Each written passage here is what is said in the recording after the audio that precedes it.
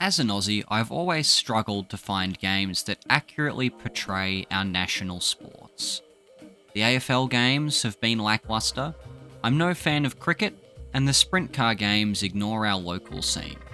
But there was one shining light in the darkness, a game seemingly designed to specifically shout out some less global non-American racing series. A game for Aussies, Brits, Germans, and anyone in between. V8 Supercars 3. Known by many names on release, depending on where you were, V8 Supercars 3 / ToCA 3 / DTM Racer featured one of the best and most diverse car lists of all time. Codemasters released V8 Supercars 3 in February 2006, building on the formula of the previous Race Driver games. More cars, more tracks, more everything. Bigger and better in every way. V8 Supercars 3 filled a void otherwise untouched in the racing game genre. V8 Supercars 3 aimed to accurately portray as many cars as possible with as many licenses and disciplines they could muster. V8 Supercars 3 went up against Need for Speed Carbon and Flat Out 2 on the arcade side of things that very year, but they also took it to the still relevant Gran Turismo 4, focusing on depicting as much variety as they could, whilst also having a semblance of simulation handling. Whilst we now scoff at the simplistic handling, for the time it was incredible, the detail packed into each varying category. It's more than likely that the first thing you think of when you think of V8 Supercars 3, if you've played the game of course, is the car list. The car list in V8 Supercars 3 featured many series that were officially licensed, as well as some cars from other series that weren't fully there. V8 Supercars 3, DTM, the Williams Formula 1 team, IndyCar, as well as not fully licensed but included NASCAR, NASCAR trucks, go-karts, monster trucks, Group B rally, sprint cars, 1930s Grand Prix cars, Formula Ford. I could go on. In fact, here's a text list of every car in the game. The car list has something for everyone, and I really mean it. Multiple classes of open wheelers, touring cars, oval racing, rally cross, it's all here. The car list for this game is one of, and perhaps the most diverse car list in a game I have ever played. I really struggle to think of a game at this scale with such a diverse and multi-discipline list of options. And overall, most cars play and handle in a very fun and satisfying way.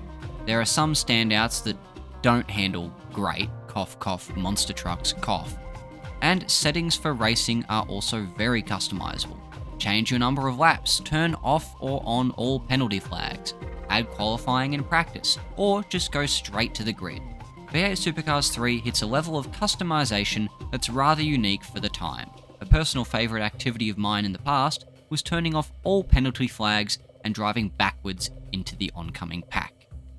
Now, the main reason that I picked this game back up was its depiction of the 2005 V8 Supercars season. The Supercars play great.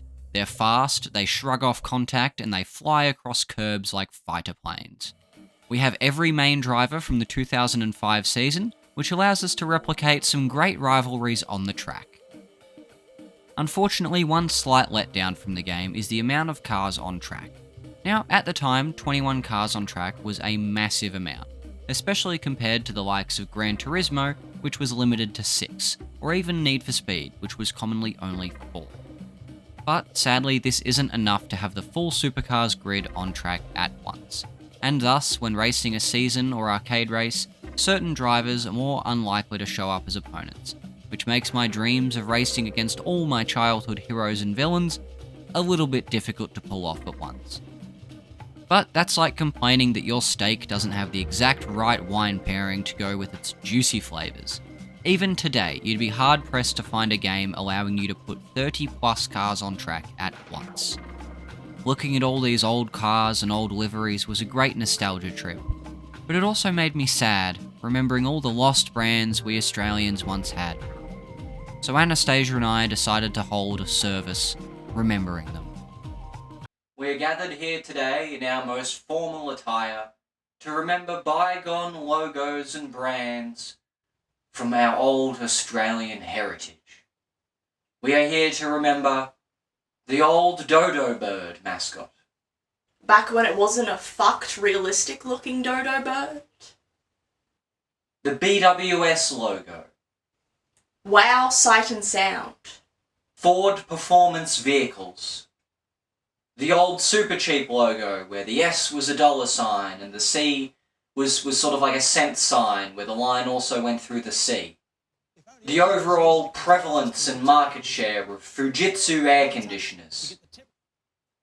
Crim Safe doors, brought to you by Dick Johnson and Dick Johnson Racing.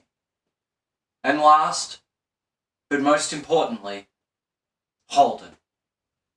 And some other brands and sort of general ideas that aren't really relevant to any of the cars or the game at all, but we thought we probably should just mention anyway.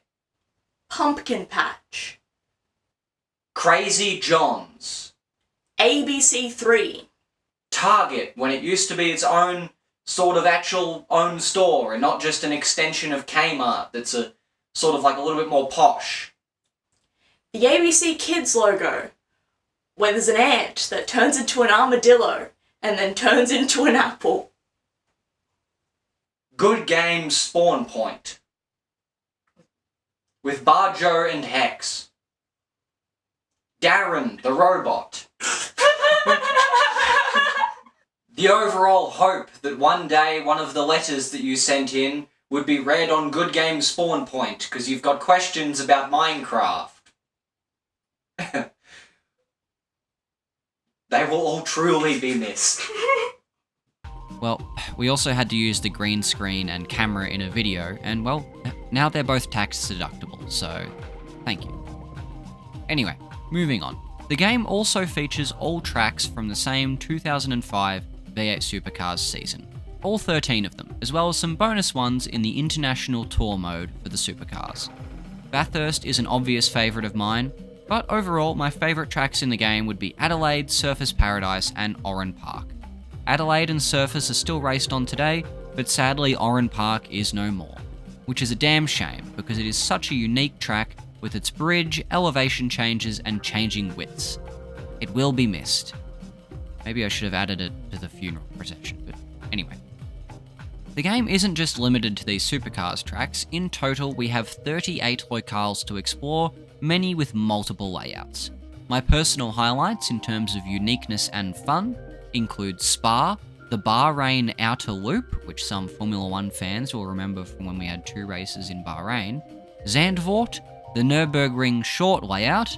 Unfortunately, this game can't render the entire Nürburgring. Donington Park, Dover Speedway, and Indianapolis Speedway. Just like the car list, we have something for everyone here. Handling-wise, most classes in the game handle very well. 90% of classes are very fun to drive and replicate their IRL counterparts in a simple but accurate way.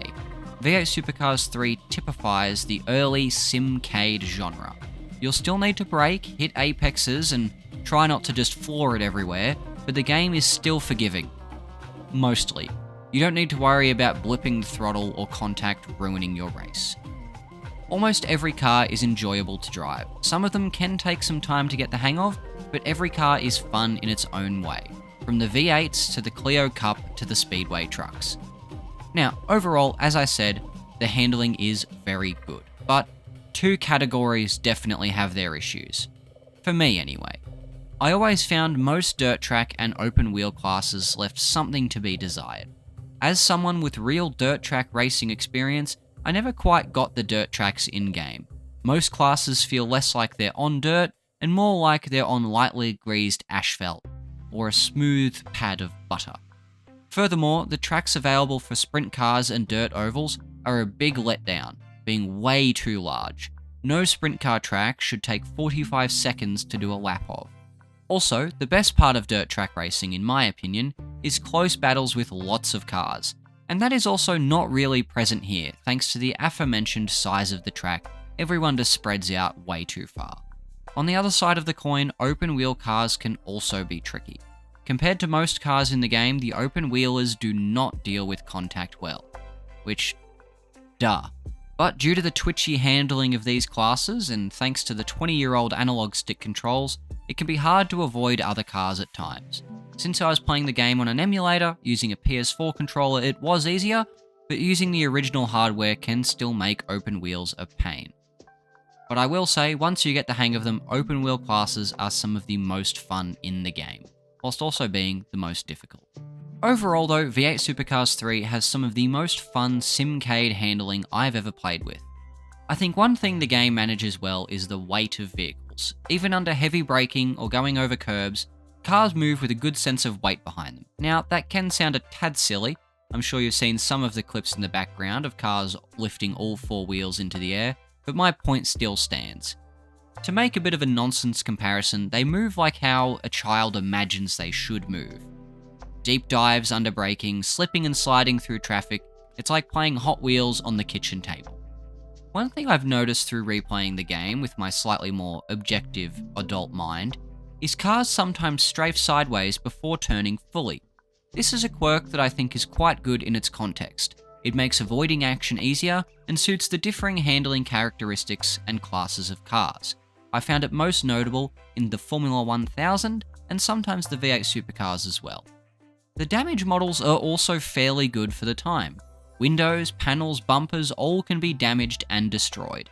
Damage noticeably changes the car handling, which motivated 10-year-old me to drive backwards and like a madman, just to see how bad I could ruin my car and sometimes other drivers' cars, Jamie Whincup.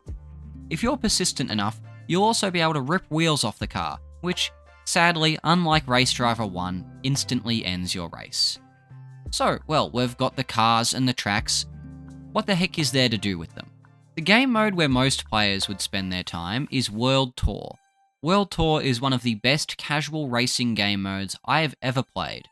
The World Tour mode manages to put you in a whole bunch of different series, while also making it feel like you're moving up in the motorsport world. You start World Tour doing a quick half lap in a DTM car, which, for me, didn't go well. You then get roasted for your shit driving by your crew chief. This is you. All over the shop. Before being given the choice between two different racing series. World Tour gives you choices like these along the way, so you don't have to drive a certain series if you don't want to. For most stages on the ladder, you have 2 to 3 choices of category before the final stages, which limit you to 1. The story here is minimal. You get some cutscenes at the start, when you do well, when you piss someone off, and sometimes as an intro for certain series and cars. But mostly, it's just a pure variety platter of racing. Sample as many different cars as possible to see what you really enjoy. And just a quick aside, just because the cutscenes are brief does not mean they're not impactful. In fact, here's a couple personal faves. Hey you, insect! You do that again and I'll crush you. Now crawl back under the rock you came from. Dear, I want to kiss you. I remember my mum watching me play this game and watching that other guy call me a cockroach, and I wasn't able to play it for a week due to the bad language. World Tour also unlocks classes so they can be used in free race, which I think is a great way to trial classes and see if they're really worth your time to muck around with in other game modes, or if they're like monster trucks and a colossal waste of time. Some mini championships and tiers in World Tour can be a little bit of a slog. We do get some repeated classes, and some track/lap amounts can make things a little bit tedious. Difficulty-wise as well, things can vary dramatically across the tiers. For example, 70s touring cars being paired with way easier classes. In order to move up a tier, you'll have to finish anywhere from 4th to 1st overall across the mini championship. But don't fret, if you hit the end of the track list and you fail, you can restart from any point in the championship. If you have to redo the last race, you can. If you want to start from scratch, you can as well. There are also some extra modes on offer to expand your options. Right off the main menu, we have V8 Quick Start. This throws you straight into a championship with the V8 Supercars. I assume differing versions of the game had different classes here, and it's a great way for those only concerned with their local series to jump straight to their desired category and cars. Pro Career is more of a traditional pick a low category and move up the ranks style mode, It offers good customization and flexibility. You can run races with as many or as few laps as you like, allowing you to speed through lower tiers if all you want to do is race a certain higher tier. In Pro Career, there are 177 cups to earn, which, fuck that, seriously, yikes. But, well, the grind is there for those who want it. And I mean, as I said, most cars are good fun to drive, but that is one hell of a slog. It's nothing too groundbreaking or special, but it's a good extra mode alongside the World Tour and the standard arcade affair. As mentioned, we also have free race and time trial modes, which, duh, it's exactly what they sound like. Briefly though, I need to take a quick tangent to mention the stupid way that V8 Supercars 3 does cheat codes. In the old days, you would take a bonus code unique to each copy of the game, then go to the Codemaster's website for it to generate a unique cheat code for you. For example, unlocking championships, slot car mode, extra boost, the works. However, this is now impossible. Thanks to the website being down, there is no way to gain these cheat codes. And, well, each bonus code in the game is unique, unless you lucked into someone posting their bonus code on the internet, which was the exact same as your bonus code, you would have no way to use these cheat codes. However, I found a great article talking in greater detail about how and why this was done for many Codemasters games at the time. Thanks to this article from Silence blog, which I'll post in the link in the description, you can access an engine which generates the cheat codes for you. Thanks to this, I was able to get all the cheat codes I wanted to use. I never had access to these cheats when I was younger, but thanks to this lovely article, that has all changed. Never in my wildest dreams did I imagine racing quad bikes in this game, let alone ones with riders that move around, or lawnmowers, or slot cars. So much effort went into these championships and bonus championships, which was a waste. As an extra note, you only get 2 random cheat codes when you registered your game, so most people would never even get close to experiencing all of these. You had to pay for the full set of cheats, $2.99, and they clearly had so much effort put into them. You've got to love the microtransaction and cheat code crossover. A little glimpse into what we're all in store for in the current gaming landscape. But anyway, V8 Supercars 3 has so much to offer to the casual and hardcore racing game fan alike, which I know sounds like a box quote, but it's true.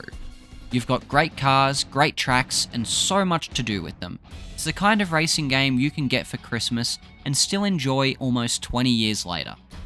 Trust me, I know from experience. Overall, I had a great time replaying V8 Supercars 3, and I still think it's a shining example of what the best of the PlayStation 2 generation can offer.